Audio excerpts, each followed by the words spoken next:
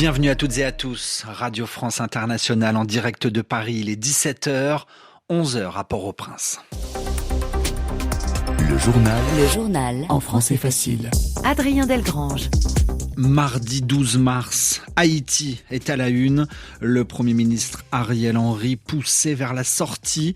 Dans ce journal, nous nous intéresserons au rôle qu'ont joué les États-Unis dans sa démission.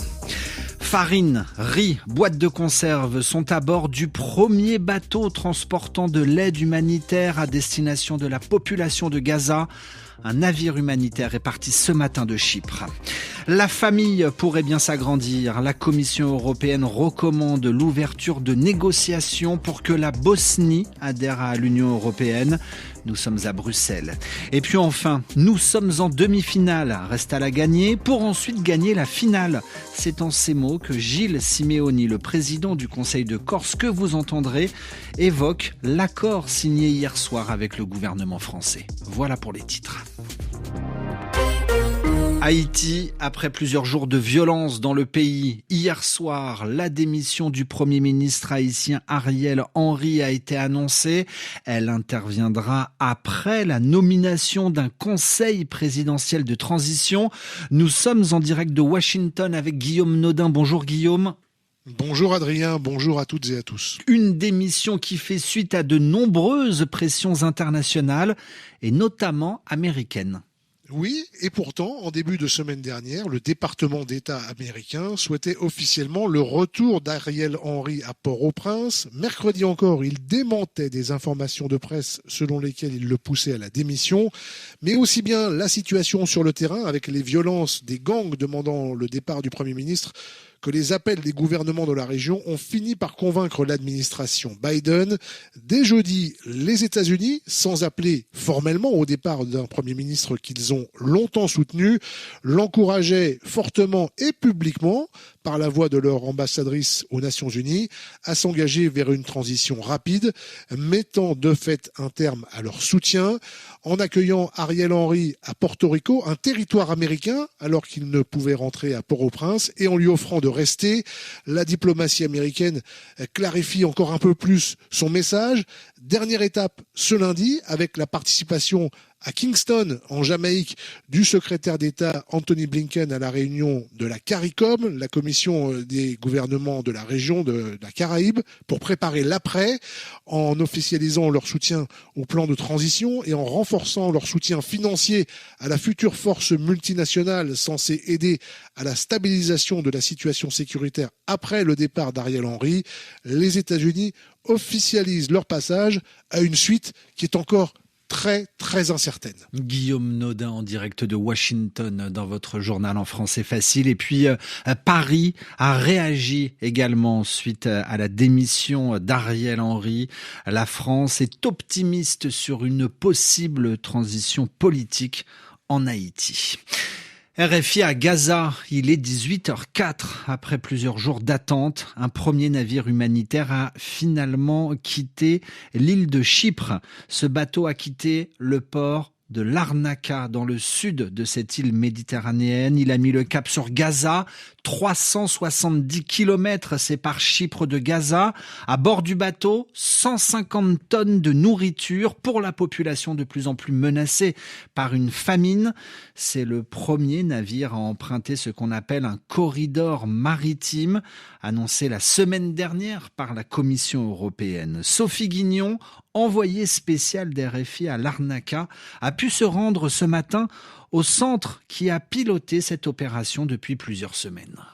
Oui, absolument. Je me trouve actuellement au centre de coordination de secours conjoint de Chypre qui a ouvert en 2017. C'est ici qu'a été piloté et organisé le départ de ce premier navire chargé d'aide humanitaire à destination de Gaza. C'est une sorte de tour de contrôle. Ici, les autorités chypriotes suivent le navire kilomètre après kilomètre. Il y a des caméras depuis le port qui permettaient, il y a encore quelques instants, de voir le navire, l'Open Arms, s'éloigner des côtes chypriotes. J'ai pu m'entretenir avec le porte-parole du ministère des Affaires étrangères chypriote, Théodoris Gotkis. Il espère que c'est un petit pas qui permettra d'augmenter le volume et la cadence de ces livraisons d'aide humanitaire effectuées en étroite coordination avec les autorités israéliennes qui ont vérifié la cargaison avant son départ au port de Larnaca. Cette aide par voie maritime pourrait être démultipliée, mais Théodoris Gotis a insisté sur le fait que ce couloir maritime est un couloir supplémentaire pour atteindre Gaza, mais qui ne peut pas se substituer aux autres voies terrestres et aériennes. C'est une manière, en tout cas, m'a-t-il dit, pour Chypre d'accomplir sa juste part dans cet effort international pour tenter d'éviter une famine à Gaza. Sophie Guignon, envoyée spéciale d'RFI à Chypre et pendant ce temps-là à Gaza, toujours pas de cessez-le-feu en vue. Bien au contraire, Israël et le Hamas ne sont pas prêts de signer un accord. C'est le Qatar, pays médiateur, qui le dit. Mais il ajoute que les pourparlers, les négociations se poursuivent entre les deux parties. Le journal en français facile. L'Union européenne pourrait bien ouvrir ses portes à la Bosnie-Herzégovine. Près de 30 ans après la fin de la guerre en Yougoslavie, l'ancienne République deviendrait ainsi le dernier pays des Balkans à entamer des négociations d'adhésion avec l'UE. Nous sommes en direct avec notre correspondant à Bruxelles pour en parler. Bonjour Pierre Benazet. Bonjour. La Bosnie a déjà le statut de pays candidat depuis 2002. Même si la situation politique interne au pays continue à préoccuper les Européens. Oui, depuis que la Bosnie-Herzégovine est officiellement candidate pour rejoindre l'Union européenne, ça fait un peu plus d'1 an donc, elle a fait plus de progrès que pendant les 10 dernières années. C'est ce que dit en tout cas Ursula von der Leyen, la présidente de la Commission européenne. Elle publie un rapport qui montre les progrès de la Bosnie. Le pays est capable de remplir les conditions pour entrer dans l'Union européenne parce qu'il a fait des progrès dans plusieurs directions. Il y a la lutte contre le financement du terrorisme et le blanchiment d'argent sale. Il y a un meilleur contrôle des migrations. Il y a aussi des progrès pour réconcilier les anciens ennemis, bosno-croates catholiques, bosniaques musulmans ou bosno-serbes orthodoxes. Surtout, la Bosnie a décidé de suivre la politique étrangère de l'Union européenne. On pense évidemment au soutien à l'Ukraine. Mais l'Allemagne, l'Italie et l'Autriche sont inquiètes. Leurs ministres des Affaires étrangères sont allés à Sarajevo, chacun leur tour cette semaine. Ils ont critiqué le président des Serbes de Bosnie parce qu'il est trop proche de la Russie. Mais les Européens veulent que les Balkans se rapprochent de l'Union européenne. C'est la raison qui pousse la Commission à recommander d'ouvrir ces négociations avec la Bosnie. Pierre Benazet, merci à vous en direct de Bruxelles pour Radio France Internationale. L'actualité sur le continent africain. Au Togo, pour faire face à la menace sécuritaire dans la région des savanes.